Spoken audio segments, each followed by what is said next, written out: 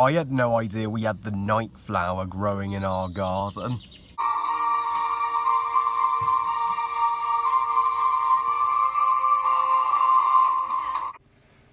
Well, you couldn't get it without me.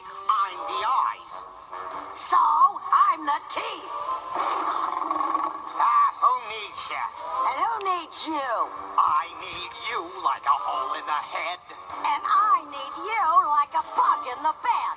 You constantly buy the claw that feeds you. Who needs you, not me? The Land Before Time 4, Journey Through the Mists, is the fourth installment in the Land Before Time franchise overall. So Journey Through the Mist tells the story of a mysterious long neck herd led by an old one pay a visit to the Great Valley, and it turns out once their valley was a replica of the Great Valley until it was transformed into the Land of Mists.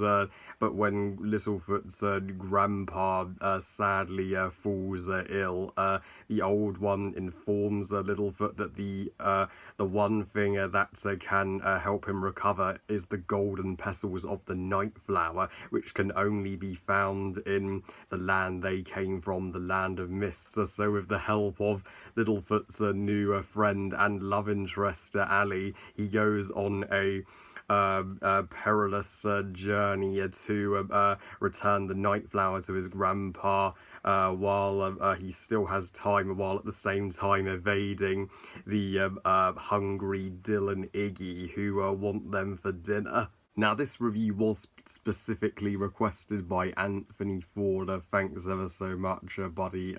So sorry, and I have postponed my Land Before Time sequel reviews until now. But I'm finally getting out my thoughts on the 13 sequels to one of my favourite movies of all time, The Land Before Time. It may take me some time to review one of the longest franchises in history, but I'll do my best, and what better than to start with my personal favourite of the Land Before Time sequels, 4, Journey Through the Mists. Luckily, my grandparents did have the Land Before Time sequels on VHS, so that's when I first saw this movie. I didn't see this movie when it first came out in 1996, as I was just one at that time, so I saw it a little later, but Journey Through the Mists has always been the most special of the sequels to me. It's always been my favourite, and it all and it's the one Land Before Time sequel that felt closest to the original movie. For me, none of the other Land Before Time sequels had the impact of Journey Through the Mists. Journey, as for my positives, this sequel includes everything that made the first movie so awesome. A engaging and perilous adventure with stakes to it.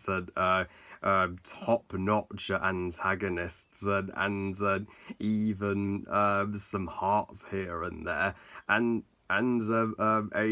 a surprisingly memorable soundtrack.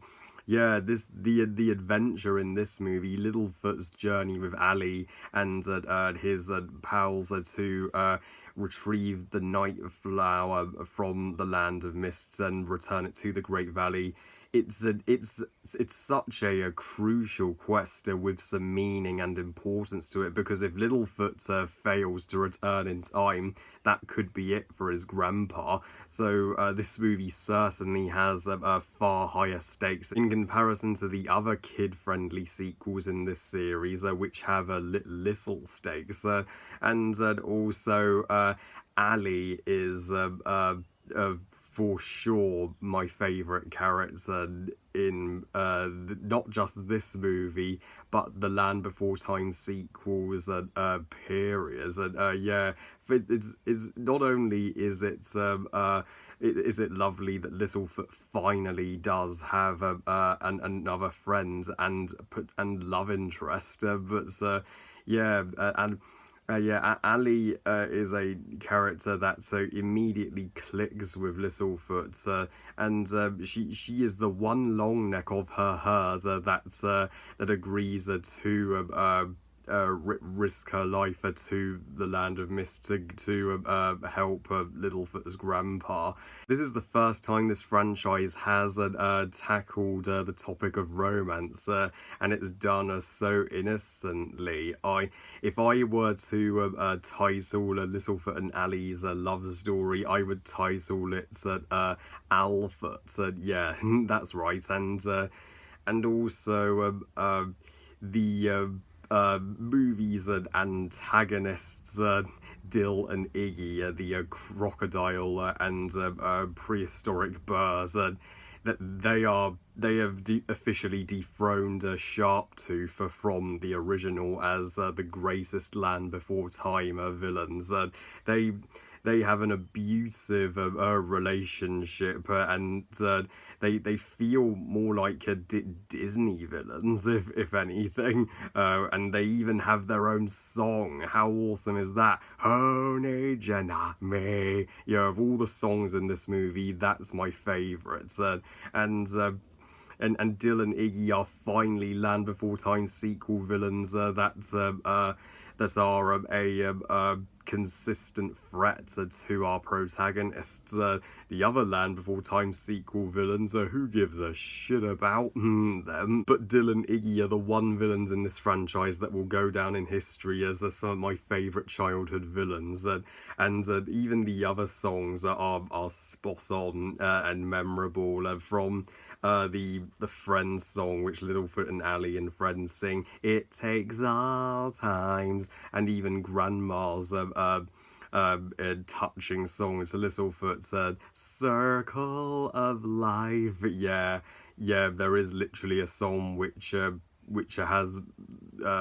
mentions Circle of Life in it. So my one nitpick with that song is that, come on, Land Before Time, you're just ripping off Lion King. But it's still a touching song as she is attempting to comfort Littlefoot, and the animation is closer to the look of the original movie. I certainly like it better than the animation in the later sequels, which was overly modernized for me. The most gripping part of the journey would be everything that goes down in the cave, where Littlefoot is temporarily separated from Ali, but not so every character that they encounter on this adventure is a foe.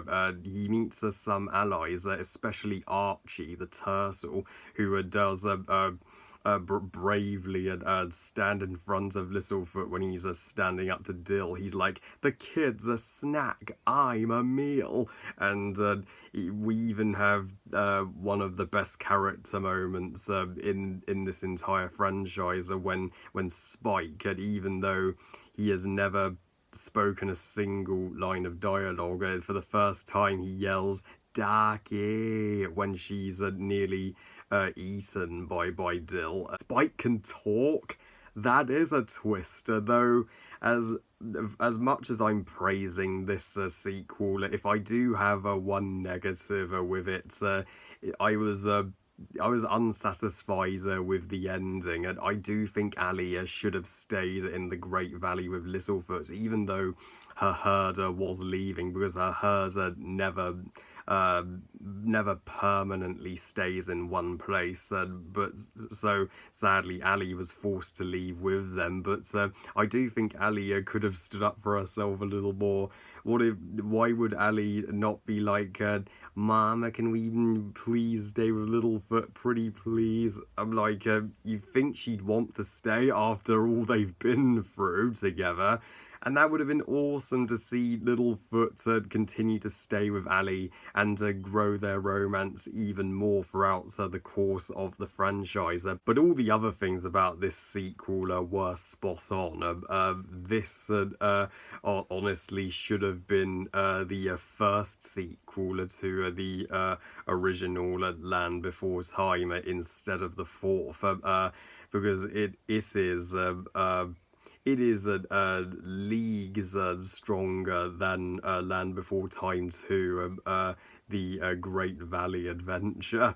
I give Journey Through the Mist 4 stars out of 5. Great movie. I feel 5 again revisiting Journey Through the Mists, and my following Land Before Time sequel review may be The Stone of Cold Fire, which would be my second favourite of the sequels. Well, I love you guys. Thank you all for watching. I hope you guys enjoyed this review. What do you think of Journey Through the Mists, and which is your favourite Land Before Time sequel? Please comment and let me know. Please like this video and subscribe. Please follow me on Twitter and on Google Plus and on Instagram. And I'll see you next time when I review Detective Pikachu. And remember, movies are us. Bye, guys.